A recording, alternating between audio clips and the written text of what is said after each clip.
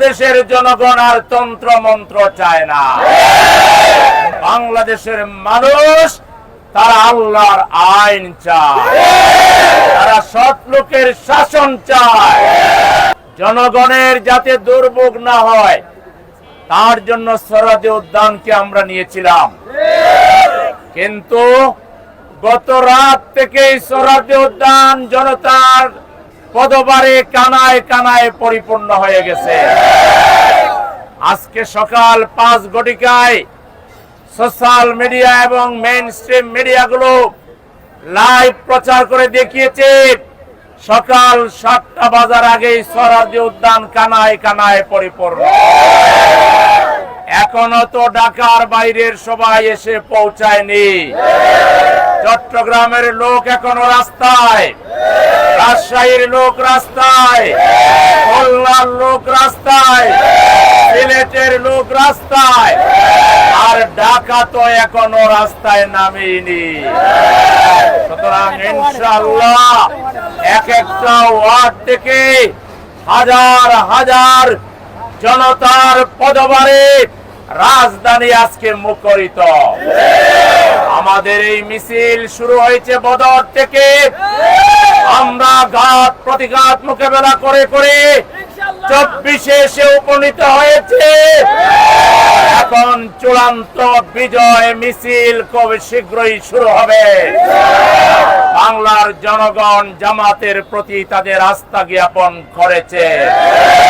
আজকের সমাবেশ প্রমাণ করেছে বাংলাদেশের জনগণ আর তন্ত্র মন্ত্র চায় না, মানব রচিত মতবাদ চায় না। বাংলাদেশের মানুষ তারা আল্লাহর আইন চায়, তারা সৎ লোকের শাসন চায়, তারা ন্যায় এবং ইনসাফ চায়। এই জন্য ন্যায় এবং ইনসাফের প্রতীক, ন্যায় এবং ইনসাফের কোন প্রতীক আছে? এই প্রতীকের নাম কি? আরো জোরে সোহরাওয়ার্দী উদ্যানকে জানিয়ে দাও। দাঁড়িপাল্লা, আরো জোরে নারে তাকবীর। সংগ্রামী তাওহীদি জনতা, আপনাদেরকে রাস্তা বন্ধ করা যাবে না, রাস্তা খোলা রাখতে হবে আমাদের স্বার্থেই। সেজন্য যতদূর সম্ভব রাস্তা খোলা রেখেই দাঁড়ানোর জন্য অনুরোধ করছি। আর আপনারা আরো সামনের দিকে চৌরাস্তা ক্রস করবেন না। এখান থেকে আমরা একসাথে মিছিল করে বাংলা মোটর হয়ে শাহবাগের দিকে আমরা যাব ইনশাআল্লাহ। সবাইকে এখানে আশপাশে দাঁড়িয়ে থেকে স্লোগান দেওয়ার জন্য অনুরোধ করছি। সামনে আপনারা মগবাজার চৌরাস্তা ক্রস করবেন না।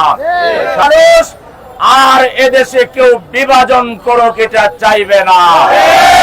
যদি কেউ বিভাজন করতে চায়, আলতু ফালতু স্লোগান দিতে চায়, তাদের পরিণতি স্বৈরাচারিণী শেখ হাসিনার মতো হবে।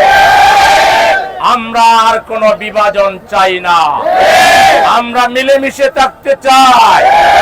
আমাদের দল ধর্ম, আমাদের গোত্র বংশ আলাদা হতে পারে, কিন্তু দেশ আমাদের সবার একটা, সেটির নাম বাংলাদেশ। আমরা ঐক্যবদ্ধভাবে বাংলাদেশকে গড়ব। বাংলাদেশের প্রতিটা নাগরিক আমরা পরস্পরকে সম্মান করব। আমরা কেউ কাউকে অপমান করব না। যারা এটা করবে, জনগণের ব্যবসা বাণিজ্যে হামলা করবে চাঁদার জন্য, কিংবা জনগণকে কষ্ট দিবে, তারা প্রত্যাখ্যাত হবে। বাংলার জনগণ আর তাদেরকে কখনোই গ্রহণ করবে না। প্রিয় ভাইরা, আমরা এই সমাবেশ সফল করে ঘরে ঘরে চলে যাব।